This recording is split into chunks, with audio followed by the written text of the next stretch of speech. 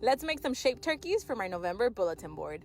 For this month, I switched everything. I went with the white background and then also added this orange fall border. Shout out to my TA for getting this started for me. The first thing I did was using the template, I printed everything on the correct color.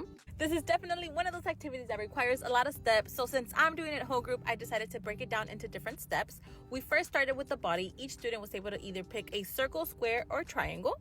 After each piece was cut, we would gather back in the carpet where I would talk about the next shape we were using. I would model what we were gonna cut and give each student the next piece.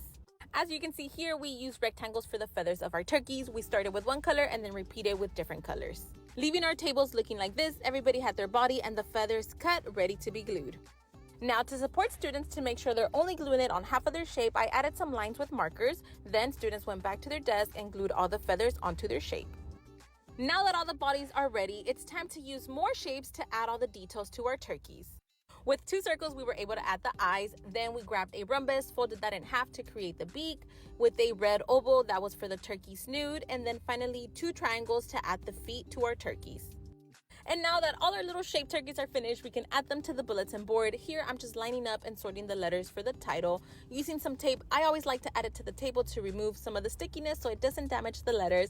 And then I can just line them up, center them, and staple them onto the bulletin board. Now that the title is up, I'm going to randomly add the students' work around it. And if you want to try these shaped turkeys with your students, you can find the bundle with the letters and the templates on my website or on my TPT.